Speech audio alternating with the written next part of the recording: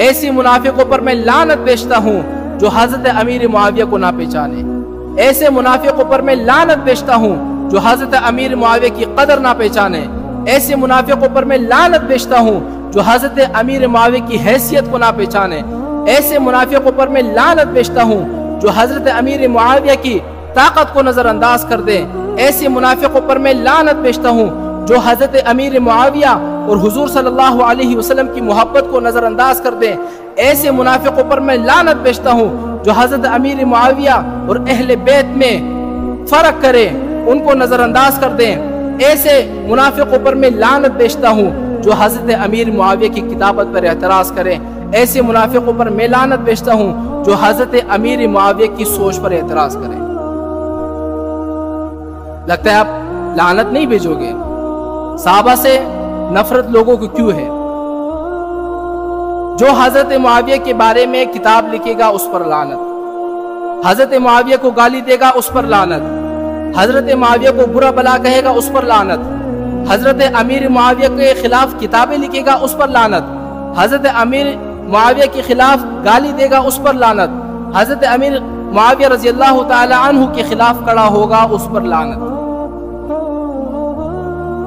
یہ میں لعنت کیوں دے رہا ہوں؟ بھئی ممبر تو محبت کی جگہ ہے نا، یہاں سے تو لوگ محبت بانٹتے ہیں، یہ آخر میں لعنت کیوں دے رہا ہوں؟ دو وجہ سے میں لعنت دے رہا ہوں، صرف دو وجہ ہیں ایسے منافقوں کو لعنت دے رہا ہوں۔ پہلی وجہ یہ ہے، آپ مجھے خود بتائیں، یقین سے بولیں،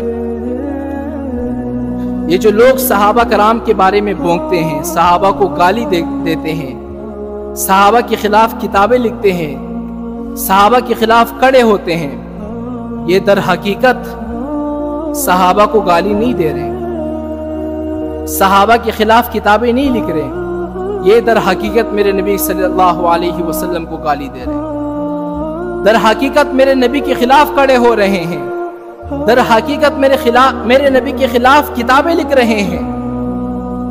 اب آپ کے ذہنوں میں سوال آئے گا، وہ لوگ تو صحابہ کو گالی دے رہے ہیں، نبی کو کیسے گالی دینا ہوئی؟ میرے بھائیوں، اب میں نے آپ کے سامنے ایک حدیث بیان کی نا، علیکم سنتی و سنت الخلفاء الراشدین، جو میرا طریقہ ہے وہ میرے خلفاء راشدین کا طریقہ ہے۔ مجھے ایمان سے کہو، یقین سے کہو، صحابہ جو کام کریں گے وہ کس کی مرضی سے کریں گے؟ یہ وہ کام کریں گے جو رسول اللہ صلی اللہ علیہ وسلم نے بتایا ہو۔ اگر صحابہ کو گالی دو گے معنی یہ ہے کہ تم نبی کو گالی دے رہے ہو، صحابہ کو گالی دو گے معنی یہ ہے کہ تم اللہ کو گالی دے رہے ہو، صحابہ کے خلاف کھڑے ہوگے مطلب یہ ہے کہ تم نبی کے خلاف کھڑے ہو رہے ہو، صحابہ کے خلاف کھڑے ہوگے معنی یہ ہے کہ تم اللہ کے خلاف کھڑے ہو رہے ہو۔ اللہ کے خلاف کیوں کھڑے ہو رہے ہو؟ کیونکہ صحابہ نے نبی سے سیکھا، نبی نے اللہ سے سیکھا۔ پہلی وجہ یہ ہے کہ لعنت دینے کی۔ دوسری وجہ کیا ہے لعنت دینے کی؟ کہ یہ لوگ کتنے نادان ہیں، کتنے معصوم ہیں، کہ جب قیامت کا دن آئے گا یہ لوگ کس کے پاس جائیں گے کہ ہماری سفارش کرے؟ کیا اللہ کے پاس آئیں گے کہ اے اللہ مجھے جنت میں داخل کر دیجئے، جہنم سے بچا لیجئے؟ اللہ پوچھے گا کہ میرے بندے تو نے ایسا کیا کارنامہ کیا ہے کہ میں تجھے جہنم سے بچا دوں، جنت میں داخل کر دوں؟ وہ شخص کہے گا کہ میں نے حضرت امیر معاویہ کے بارے میں حضرت امیر معاویہ کو گالیاں دی ہے، اس لیے مجھے جنت میں داخل کر دیجئے۔ میں نے تو حضرت امیر معاویہ کے خلاف کتابیں لکھی ہے، اس لیے مجھے جنت میں داخل کر دیجئے۔ میں حضرت امیر معاویہ کے خلاف کھڑا ہوا ہوں، اس لیے مجھے جنت میں داخل کر دیجئے۔ کیا اللہ تعالیٰ اس کو جنت میں داخل کرے گا؟ بولو بھائیو، اللہ تعالیٰ اس کو جنت میں داخل کرے گا؟ اگر یہی لوگ میرے نبی کے پاس آ جائے کہ یا رسول اللہ ہم نے آپ کے صحابہ حضرت امیر معاویہ کو گالی دی ہے، ان کو برا بلا کہا، ان کے خلاف کھڑے ہوئے، اب ہماری سفارش کریں، کیا حضور سفارش کریں گے؟ کریں گے؟ صحابہ کرام کے خلاف کیوں کھڑے ہوئے ہیں؟ ان کو گالی آپ نے کیوں دی؟ صحابہ کو تو میں نے سب کچھ سکھایا تھا، تم میرے خلاف کیوں کھڑے ہوئے؟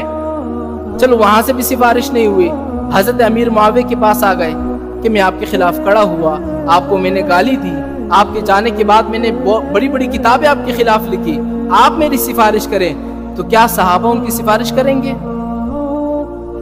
بولو بھائی، سفارش کریں گے؟ کبھی نہیں کریں گے۔